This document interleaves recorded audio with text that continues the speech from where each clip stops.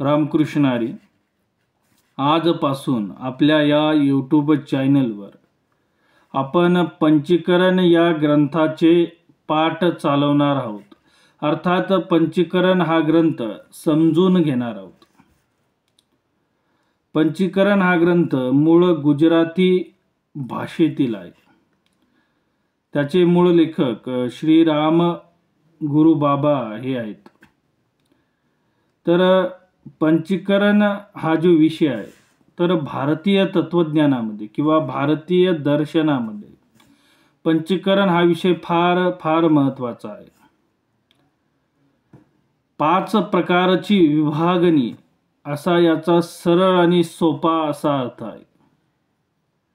तर 5 प्रकारची विभागणी कशाची किंवा काय हे आपण हळूहळू त्या ग्रंथामधून समजून घेऊच. तर पंचीकरण हा विषय समजून घेण्यास फार सोपा आहे, पण पंचीकरण विषय नीट समजून घेणे फार अवघड आहे. एकदा का आपल्याला पंचीकरण हा विषय समजला तर आपल्याला आध्यात्मिक मार्ग किंवा आत्मज्ञानाचा मार्ग सोपा आणि सुलभ होतो. तर गुजराती भाषेतील हा जो पंचीकरण ग्रंथ आहे तर तो जो ग्रंथ आहे तर तो मुळात 37 चौपाई किंवा दोहे या मध्येच तो होता. म्हणजे 37 चौपाई किंवा दोह्यांचाच तो ग्रंथ होता. पण नंतर श्री रामगुरु बाबा यांचे शिष्य यांनी त्यावर टीका लिहिली आणि त्या ग्रंथाचा विस्तार केला. तर आपल्याला मूळ 37 चौपाई किंवा दोहे त्यासहित त्यांच्या म्हणजे श्रीराम गुरु बाबांच्या शिष्याने केलेला त्या ग्रंथाचा विस्तार हे सगळं आपल्याला हळूहळू हा ग्रंथ समजून घ्यायचा आहे. मुळात पंचीकरण हा जो विषय आहे तो उपनिषद कालापासून या विषयावर चर्चा चालू आहे. त्यामुळे पंचीकरणासंबंधी आपल्याला उपनिषदामध्ये बरेच काही उल्लेख सापडतात. तर पंचीकरण म्हणून एक संस्कृत ग्रंथ सुद्धा आहे. आद्य शंकराचार्य जगद्गुरु आद्य शंकराचार्य यांनी सुद्धा संस्कृतमध्ये पंचीकरण हा ग्रंथ लिहिला आहे. म्हणजे मुळात या पंचीकरण विषयाची चर्चा फार उपनिषद काळापासून आलेली आहे. तर शंकराचार्य यांनी जो संस्कृतमध्ये पंचीकरण जो ग्रंथ लिहिला आहे तर त्यांच्या ग्रंथावर सुरेश्वराचार्य यांनी पंचीकरण वार्तिक म्हणून काही श्लोक सुद्धा लिहिले आहे.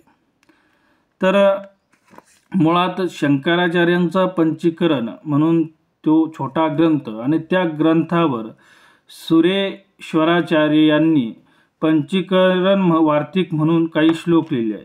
पण त्या श्लोकावर म्हणजे सुरेश्वराचार्य यांच्या वार्तिकावर नारायणेंद्र सरस्वती यांनी वार्तिका भरण सुद्धा लिहिली आहे. म्हणजे बघा ती परंपरा. शंकराचार्यांचा मूळ पंचीकरण ग्रंथ, त्यावर सुरेश्वराचार्यांचे वार्तिक, त्यावर नारायणेंद्र सरस्वती यांनी लिहिलेला वार्तिका भरण ग्रंथ. म्हणजे खूप जुन्या परंपरा ह्या आपल्याला दिसतात.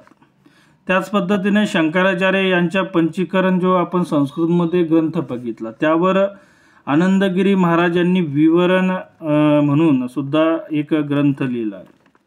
कारण मुळात शंकराचार्य यांच्या जवळजवळ सर्वच ग्रंथावर, विशेष करून प्रस्थानत्रयी जे शंकराचार्यांचे ग्रंथ आहे प्रस्थानत्रयी रूपी ग्रंथ, त्यावर आनंदगिरी महाराजांनी टीका लिहिली आहे.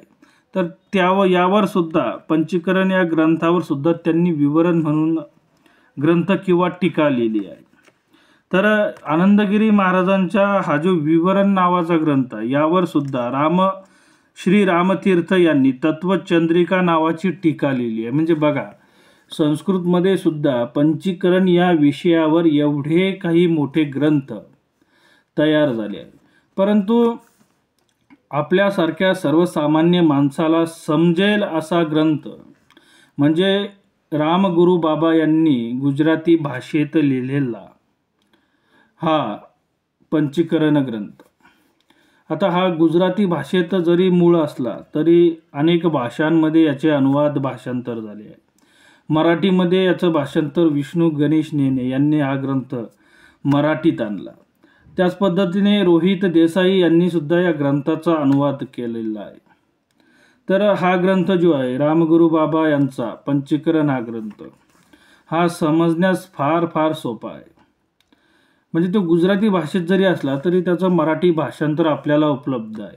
म्हणून वेदांत शास्त्रावर समजण्यास फार सोपा हा ग्रंथ आहे. मी तर म्हणेल हा वेदांत शास्त्रामध्ये प्रवेश करण्यासाठी खूप सुंदर असा ग्रंथ आहे.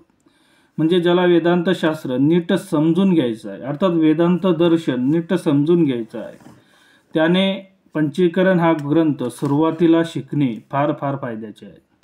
तर आपण हळूहळू पंचीकरण हा ग्रंथ समजून घेण्याचा आता प्रयत्न करू. तर पुढील भागात आपण नक्कीच भेटू. रामकृष्ण हरी.